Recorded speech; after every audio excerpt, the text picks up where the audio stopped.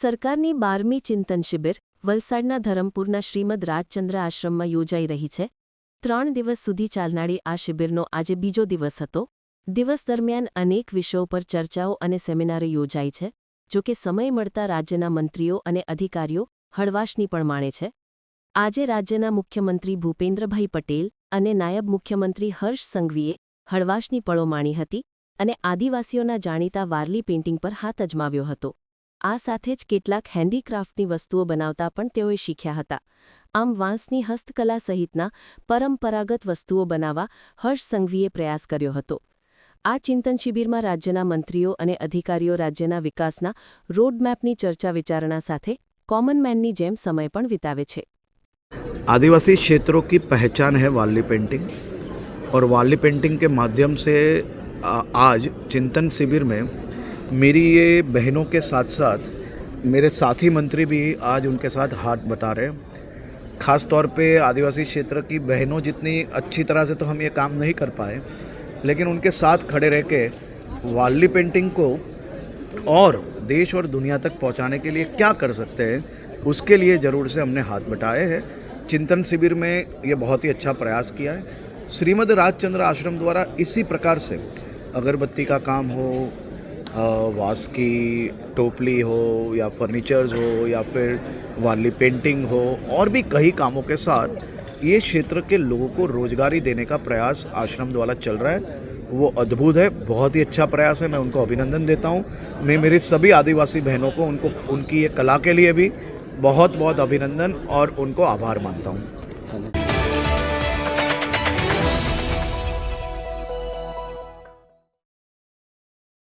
રાજ્ય સરકારની 12મી ચિંતન શિબિર વલસાડના ધરમપુરના શ્રીમદ રાજચંદ્ર આશ્રમમાં ચિંતન શિબિરનો આજે બીજો દિવસ।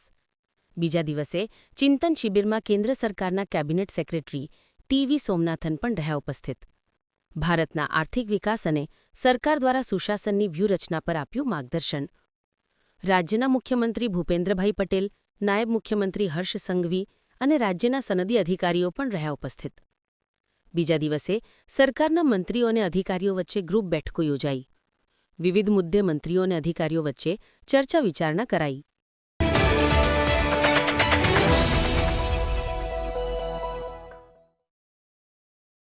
વલસાડ જિલ્લાના ધરમપુર તાલુકાના હતનબારી વિસ્તારમાં 26 નવેમ્બર 2025ના રોજ સાંજે 3:51 એક ગંભીર ઘટના સામે આવી છે।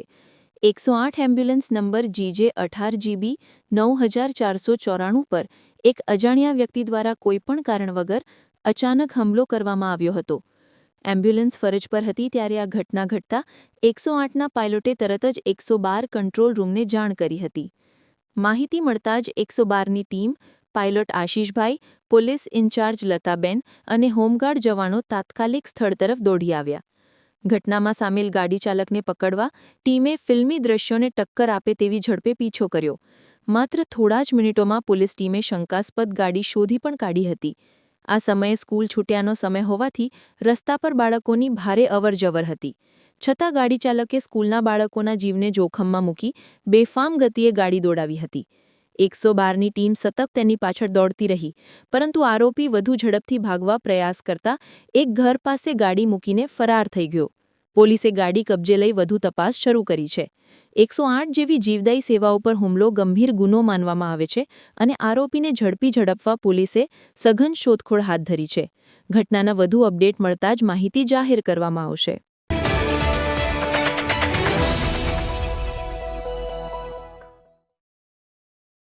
ઉડપી રોડ બાદ મોગરાવાડી અબ્રામા હેડક્વાર્ટર જોડતો કલ્યાણી સાયકલ પાસેનો બંધ રોડ આખરે ખુલ્લું મુકાતા સ્થાનિકોમાં ખુશીની લાગણી પ્રસરી।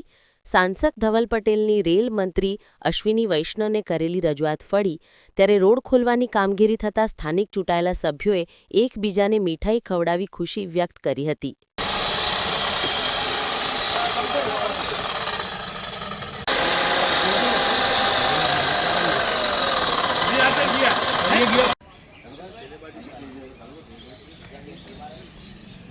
અમારા લોકપ્રિય સાંસદ શ્રી ધવલભાઈ અને અમારા લોકલાડીલા ધારાસભ્યોની ખૂબ સરસ રજૂઆત શ્રી અશ્વિની વૈષ્ણવજી આપણા રેલવે મિનિસ્ટરને કરવામાં આવી હતી અને એના કારણથી યુડીપી અને કલ્યાણ સાયકલ સ્ટોરનો રોડ ખુલ્લો મૂકવામાં આવ્યો છે એ બદલ અમે મોગરાવાડી અને અબ્રામાના રહીશો ના તરફથી અમે સૌ કોર્પોરેટરો ધવલભાઈ અને આપણા લોકલાડીના ધારાસભ્યોનો ખૂબ ખૂબ આભાર વ્યક્ત કરીએ છીએ અને ખાસ કરીને આપણા રેલવે મિનિસ્ટર શ્રી અશ્વિની વૈષ્ણવજીનો ખૂબ ખૂબ આભાર વ્યક્ત કરીએ છીએ.